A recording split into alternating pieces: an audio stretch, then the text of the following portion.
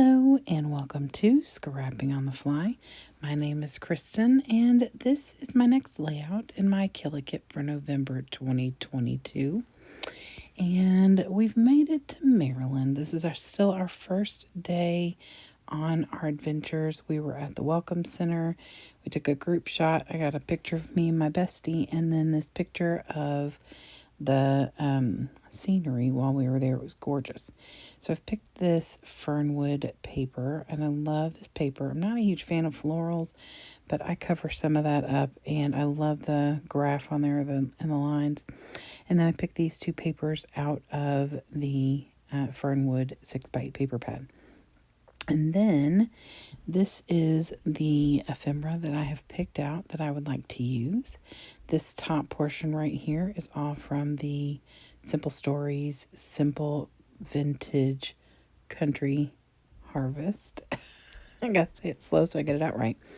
And then the rest of that is Fernwood. And then this, of course, is a Flare Hut flare from the selection that I picked for my Killa Kit. And I'm really excited because, spoiler alert, all of that goes on my layout. And then this is the bits and pieces from the Simple Stories that I've pulled for my kit. But I wasn't sure how much I was going to have room for. So I've got my paper, my embellishments, and my pictures. So let's see how this goes. So first things first, I decided how I wanted to lay things out. And I decided since the paper I selected has that big floral, and I don't want to mask it and cover the whole thing. I mean, the whole point is that it had some florals and greenery on it, and I'm kind of sharing the scenery in Maryland. And so I decided I would put the two horizontal pictures down the right side and then that vertical picture on the left side. And so I was originally going to put these on two separate colors, the two horizontals, but then changed my mind and decided to leave the paper alone because I didn't want to cut any more off of the pictures. I guess I could have cut a little more off the top of that one because it's just some leaves hanging down at the very top. But I decided just to put them right next to each other so that they could fit better on the 6x8 paper. And I did not trim anything off of that. I just took the branding strip off the top. And then I put this picture of me and my bestie on that green paper from the 6x8 paper pad. And I will put that scrap from that into my scrap pack, which is where that camera paper there on the right is from. So I did get a scrap used up on this layout, which makes me super happy. And it's just a little bitty piece, but it just gives enough of a peekaboo that you can tell what it is, and you can't tell how big or small the paper is. And I love that. I love just tucking little things in like that. I had a little bit of grief with my tape runner, but you're not going to see that because, of course, I cut that out. However, even with the grief from my tape runner, this entire layout slowed down at regular speed, picking everything out, everything you see, and then, of course, all the stuff I cut out was 26 minutes. So this is a pretty quick layout. It's literally laying down the pictures and then building clusters in different places, which I love because, when you don't have a guide, you just kind of wing it. And I like having guides, sketches and layouts and scrap lists, things like that. But I also love to wing it, which is what's happening. So here is my plethora of embellishments now. Does it mean that's the only ones I'll use? No. If I thought that I needed a little something else, I would totally go in, pull more stuff out. These are just the things that I felt were fitting, whether it was fitting color-wise, fitting icon-wise, or phrasing-wise. I already had some of this color on the paper, so I thought I'd use these big, huge florals. I'm not always going to have a big opportunity for that because, like I said, florals aren't necessarily my favorite thing. I do use them, obviously, but it's not what I'm normally drawn to. So I decided my 3 clusters are going to be where I've got these florals over here on the left, where I put the floral on the bottom right, and then kind of at where those leaves are up at the top and over.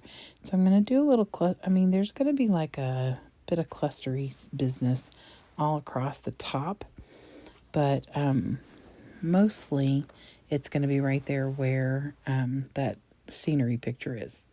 So I'm just putting down, the Fernwood and the Simple Stories. I love how well this stuff goes together. I brought in some different things. This colors of fall I thought was perfect because of the scenery picture. And I love, I don't know how well you can see it. I can see it, but I know to look for it. But it was really foggy down in the valley area and up in the hills, and it was really cool looking. And so I decided to take a picture, and it turned out really well, because sometimes when you take pictures of scenery like that, you can't get the gist or the full effect of like the fog or anything. And so I was excited that it turned out the way it did. So my clusters are comprised of just random different things, a little bit of floral, a little bit of each of the colors. I want to make sure to get some orange in there. I want something circular in each area. So right now I have a little pumpkin that's like an up close, so you can't really tell. It just looks like an orange button over there on the left side. And then there's a green one at the bottom. And I'm going to use my flare up at the top to bring the circular feature up there. And so I'm good with that. And I picked that flare because it had a little bit of orange in it. And I wanted to bring that in since I was bringing in the word autumn, that orange circle, as well as that top little chipboard that I've got layering. It says something about fall, and it's got a pumpkin on it. So I wanted to bring the orange to all three of those clusters. And I thought I was going to put that little green circle, that like pie chart circle over there on the right back, because I wasn't sure where I'd put it. But after I fiddle around with this bird and the florals, I realized there's this big open gap right there next to the word autumn, which is the chipboard from the Simple Stories, and that little floral with the bird. And so I decided I'm going to cut that circle in half and tuck that in there. But first, I want to put my Flare Hut flare down. And this one came from an autumn collection that I think is really, really pretty, perfect for what I'm working with right now. I do have some new ones that I'm going to be, well, most of my flare is new, but I've gotten some new ones that I'll be using very soon. My design team sketch, my very first design team sketch, will be due on the 12th. So I have a feeling you all will be seeing another little bit of flare pulled into my kit that is new. I'm very excited, and if you've been on the Flare Huts Facebook group, you would have seen them because Adam just did a reveal of all of the new flare. So, super exciting, and I will have mine to share very soon. So I pulled out the Simple Stories ephemera that I have set aside, and I decided only to bring two things in. One is a word phrase, and it goes down here on the bottom. I like bringing that green in, and then I'm going to add this little bumblebee. If you've watched one of my videos before, I'm trying to add a little bee in anywhere I can when my best friend is involved, because her name is Bree, and my kids call her Bee. So, and that little piece right there, that blue, is washi from the Fernwood collection. So I don't know if I'll title this that, or if I'll title this Colors of Fall, or even just Maryland. I don't know. We shall see what I end up officially titling it.